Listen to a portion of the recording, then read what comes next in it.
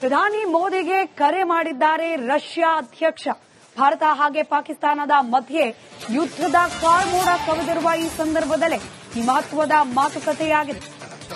ಭಯೋತ್ಪಾದನೆ ವಿರುದ್ಧದ ಹೋರಾಟ ನಿರಂತರವಾಗಿರಲಿ ಅನ್ನೋ ಸಲಹೆಯನ್ನ ನೀಡಿದ್ದಾರೆ ಅನ್ನೋ ಮಾಹಿತಿ ಇದೆ. ಭಾರತದ ಜೊತೆಗೆ ನಿಲ್ಲುವ ಭರವಸೆ ಕೊಟ್ಟಿದ್ದಾರೆ ಪುಟಿನ್. ಪಹಲ್ಗಾಮ್ ದಾಳಿಯಲ್ಲಿ ಹತ್ಯೆಯಾದವರಿಗೆ ನ್ಯಾಯ ಕೊಡಿಸೋಕೆ ನಿರಂತರ ಉಗ್ರವಾದಿಗಳ ವಿರುದ್ಧವಾಗಿ ನೀವು ಹೋರಾಟ ಮುಂದುವರಿಸಿ, ಅದಕ್ಕೆ ರಷ್ಯಾದ ಸಂಪೂರ್ಣ ಬೆಂಬಲ ಇರುತ್ತೆ ಅನ್ನೋ ಭರವಸೆಯ ಮಾತುಗಳನ್ನಾಡಿದ್ದಾರೆ ಪುಟಿನ್. ಏರ್ ಫ್ರಾನ್ಸ್ನಿಂದ ಪಾಕ್ ವಿಮಾನ ಹಾರಾಟ ಬಂದ್ಗೆ ನಿರ್ಧಾರ ಮಾಡಲಾಗಿದೆ. ಭಾರತ ಪಾಕಿಸ್ತಾನದ ಮಧ್ಯೆ ಯುದ್ಧದ ಕಾರ್ಮೋಡ ಇರೋ ಸಂದರ್ಭದಲ್ಲಿ ಏರ್ ಫ್ರಾನ್ಸ್ನಿಂದ ಪಾಕಿಸ್ತಾನಕ್ಕೆ ವಿಮಾನ ಹಾರಾಟ ಸಂಪೂರ್ಣವಾಗಿ ಬಂದ್ ಆಗಿದೆ.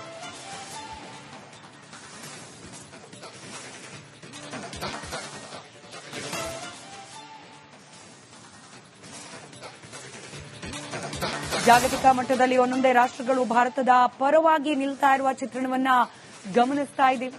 ಪಾಕಿಸ್ತಾನ ಚೀನಾದ ಅಧಿಕಾರಿಗಳ ಜೊತೆಯಲ್ಲಿ, ರಾಯಭಾರಿಗಳ ಜೊತೆಯಲ್ಲಿ ಇವತ್ತು ಸಭೆ ನಡೆಸ್ತಾ ಇದ್ರೆ, ನೇರವಾಗಿ ರಷ್ಯಾ ಅಧ್ಯಕ್ಷ ಪುತಿನ್ ಇವತ್ತು ಪ್ರಧಾನಿ ನರೇಂದ್ರ ಮೋದಿ ಅವರ ಜೊತೆಯಲ್ಲೇ ಮಾತುಕತೆ ನಡೆಸಿದ್ದಾರೆ.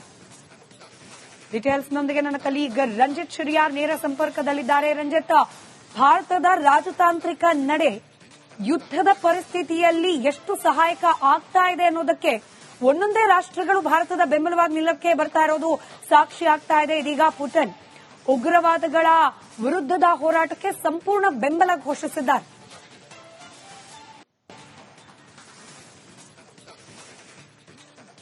ಸ್ಮಿತಾ ನೋಡಿ, ಭಾರತ ಸೂಪರ್ ಸಾನಿಕ್ ದೇಶವಾಗಿ ಇವತ್ತು ಹೊರಹೊಮ್ಮಿದೆ ಸ್ಮಿತಾ.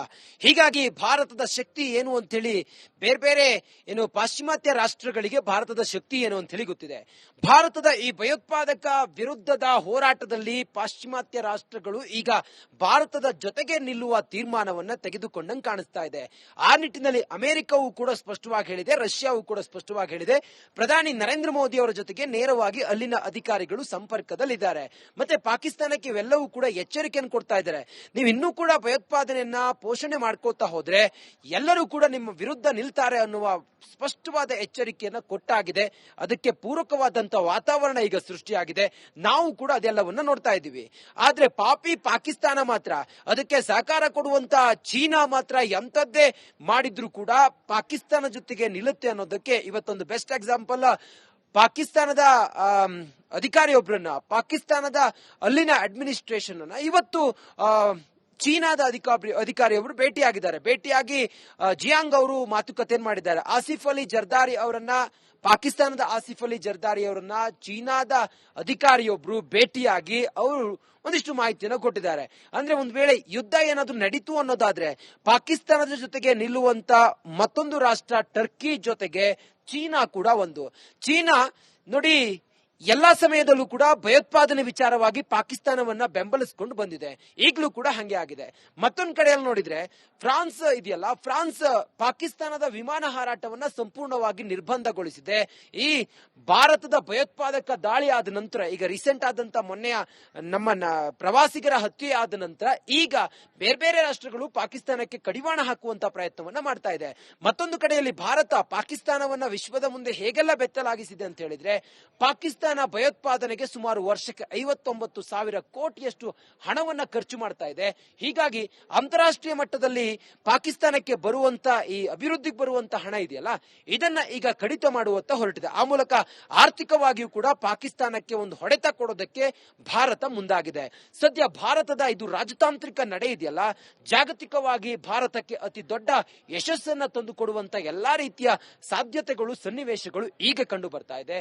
ಸದ್ಯಕ್ಕೆ ಭಾರತ ಎಲ್ಲರನ್ನೂ ಕೂಡ ಪಾಕಿಸ್ತಾನದ ಈ ಭಯೋತ್ಪಾದಕ ಕೃತ್ಯದ ಪಿನ್ ಟು ಪಿನ್ ಎಲ್ಲವನ್ನು ಕೂಡ ಬೇರೆ ರಾಷ್ಟ್ರಗಳಿಗೆ ಅರ್ಥೈಸಿ ಹೇಳಿರೋದ್ರಿಂದಾಗಿ ಈಗ ಪಾಕಿಸ್ತಾನವನ್ನ ಈ ಭಯೋತ್ಪಾದನೆ ವಿರುದ್ಧದ ಹೋರಾಟ ಇದೆಯಲ್ಲ, ಭಾರತದ ಹೋರಾಟಕ್ಕೆ ಬೇರೆ ರಾಷ್ಟ್ರಗಳು ಸಹಾಯವನ್ನ ನೀಡ್ತಾ ಇದೆ ಅನ್ನೋದು ನಮ್ಮ ಮೇಲ್ನೋಟಕ್ಕೆ ಗೊತ್ತಾಗ್ತಾ ಇದೆ. ಇದು ಮುಂದುವರೆದು ಭಾರತ ಏನಾದ್ರೂ ಪಾಕಿಸ್ತಾನದ ಮೇಲೆ ಯುದ್ಧ ಘೋಷಣೆ ಮಾಡ್ತು ಅಂತ ಹೇಳಿ ಆದ್ರೆ ಈ ಸಮಯದಲ್ಲಿ ಈ ಎಲ್ಲ ರಾಷ್ಟ್ರಗಳು ಭಾರತದ ಜೊತೆಗೆ ನಿಲ್ತವೆ ಅನ್ನೋದನ್ನ ನೋ ಡೌಟ್ ನಾವು ಯಾವುದೇ ನಿಸ್ಸಂಶಯವಾಗಿ ಹೇಳಬಹುದು. ಸ್ಮಿತಾ, ಸಂಪರ್ಕದಲ್ಲಿರಿ ರಂಜಿತ್. ಮತ್ತಷ್ಟು ಅಪ್ಡೇಟ್ಸ್ ಇದೆ. ಪ್ರಧಾನಿ ಮೋದಿಗೆ ಕರೆ ಮಾಡಿದ್ದಾರೆ ರಷ್ಯಾ ಅಧ್ಯಕ್ಷ. ಭಾರತ ಹಾಗೆ ಪಾಕಿಸ್ತಾನದ ಮಧ್ಯೆ ಯುದ್ಧದ ಕಾರ್ಮೋಡ ಕವಿದಿರುವ ಈ ಸಂದರ್ಭದಲ್ಲೇ ಈ ಮಹತ್ವದ ಮಾತುಕತೆಯಾಗಿದೆ. ಭಯೋತ್ಪಾದನೆ ವಿರುದ್ಧದ ಹೋರಾಟ ನಿರಂತರವಾಗಿರಲಿ ಅನ್ನೋ ಸಲಹೆಯನ್ನ ನೀಡಿದ್ದಾರೆ ಅನ್ನೋ ಮಾಹಿತಿ ಇದೆ. ಭಾರತದ ಜೊತೆಗೆ ನಿಲ್ಲುವ ಭರವಸೆ ಕೊಟ್ಟಿದ್ದಾರೆ ಪುಟಿನ್. ಪಹಲ್ಗಾಮ್ ದಾಳಿಯಲ್ಲಿ ಹತ್ಯೆಯಾದವರಿಗೆ ನ್ಯಾಯ ಕೊಡಿಸೋಕೆ ನಿರಂತರ ಉಗ್ರವಾದಿಗಳ ವಿರುದ್ಧವಾಗಿ ನೀವು ಹೋರಾಟ ಮುಂದುವರಿಸಿ, ಅದಕ್ಕೆ ರಷ್ಯಾದ ಸಂಪೂರ್ಣ ಬೆಂಬಲ ಇರುತ್ತೆ ಅನ್ನೋ ಭರವಸೆಯ ಮಾತುಗಳನ್ನಾಡಿದ್ದಾರೆ ಪುಟಿನ್. ಏರ್ ಫ್ರಾನ್ಸ್ನಿಂದ ಪಾಕ್ ವಿಮಾನ ಹಾರಾಟ ಬಂದ್ಗೆ ನಿರ್ಧಾರ ಮಾಡಲಾಗಿದೆ. ಭಾರತ ಪಾಕಿಸ್ತಾನದ ಮಧ್ಯೆ ಯುದ್ಧದ ಕಾರ್ಮೋಡ ಇರೋ ಸಂದರ್ಭದಲ್ಲಿ ಏರ್ ಫ್ರಾನ್ಸ್ನಿಂದ ಪಾಕಿಸ್ತಾನಕ್ಕೆ ವಿಮಾನ ಹಾರಾಟ ಸಂಪೂರ್ಣವಾಗಿ ಬಂದ್ ಆಗಿದೆ.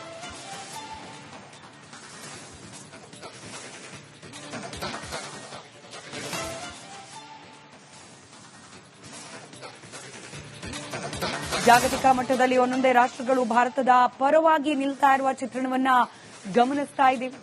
ಪಾಕಿಸ್ತಾನ ಚೀನಾದ ಅಧಿಕಾರಿಗಳ ಜೊತೆಯಲ್ಲಿ, ರಾಯಭಾರಿಗಳ ಜೊತೆಯಲ್ಲಿ ಇವತ್ತು ಸಭೆ ನಡೆಸ್ತಾ ಇದ್ರೆ, ನೇರವಾಗಿ ರಷ್ಯಾ ಅಧ್ಯಕ್ಷ ಪುತಿನ್ ಇವತ್ತು ಪ್ರಧಾನಿ ನರೇಂದ್ರ ಮೋದಿ ಅವರ ಜೊತೆಯಲ್ಲೇ ಮಾತುಕತೆ ನಡೆಸಿದ್ದಾರೆ. ಡೀಟೇಲ್ಸ್ನೊಂದಿಗೆ ನನ್ನ ಕಲೀಗ್ ರಂಜಿತ್ ಶಿರಿಯಾರ್ ನೇರ ಸಂಪರ್ಕದಲ್ಲಿದ್ದಾರೆ. ರಂಜಿತ್, ಭಾರತದ ರಾಜತಾಂತ್ರಿಕ ನಡೆ ಯುದ್ಧದ ಪರಿಸ್ಥಿತಿಯಲ್ಲಿ ಎಷ್ಟು ಸಹಾಯಕ ಆಗ್ತಾ ಇದೆ ಅನ್ನೋದಕ್ಕೆ ಒಂದೊಂದೇ ರಾಷ್ಟ್ರಗಳು ಭಾರತದ ಬೆಂಬಲವಾಗಿ ನಿಲ್ಲಕ್ಕೆ ಬರ್ತಾ ಇರೋದು ಸಾಕ್ಷಿ ಆಗ್ತಾ ಇದೆ. ಇದೀಗ ಪುಟಿನ್ ಉಗ್ರವಾದಗಳ ವಿರುದ್ಧದ ಹೋರಾಟಕ್ಕೆ ಸಂಪೂರ್ಣ ಬೆಂಬಲ ಘೋಷಿಸಿದ್ದಾರೆ.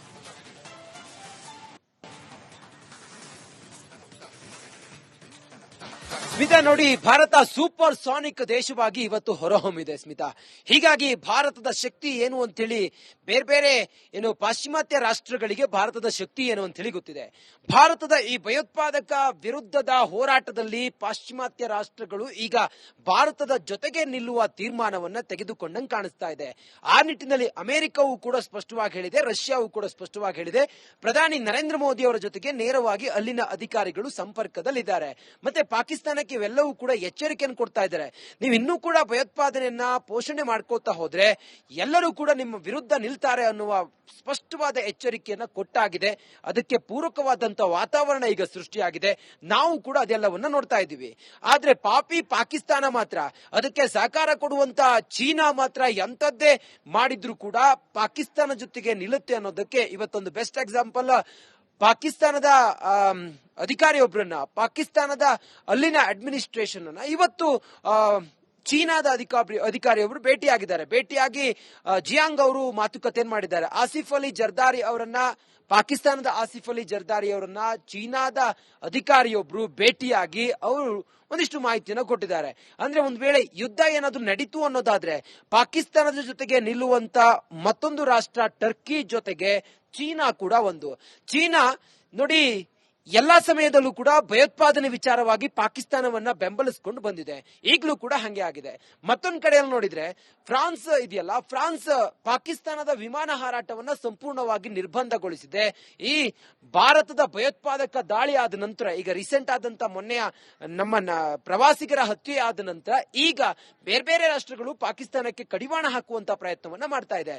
ಮತ್ತೊಂದು ಕಡೆಯಲ್ಲಿ ಭಾರತ ಪಾಕಿಸ್ತಾನವನ್ನ ವಿಶ್ವದ ಮುಂದೆ ಹೇಗೆಲ್ಲ ಬೆತ್ತಲಾಗಿಸಿದೆ ಅಂತ ಹೇಳಿದ್ರೆ, ಪಾಕಿಸ್ತಾನ ಭಯೋತ್ಪಾದನೆಗೆ ಸುಮಾರು ವರ್ಷಕ್ಕೆ 59,000 ಕೋಟಿಯಷ್ಟು ಹಣವನ್ನ ಖರ್ಚು ಮಾಡ್ತಾ ಇದೆ.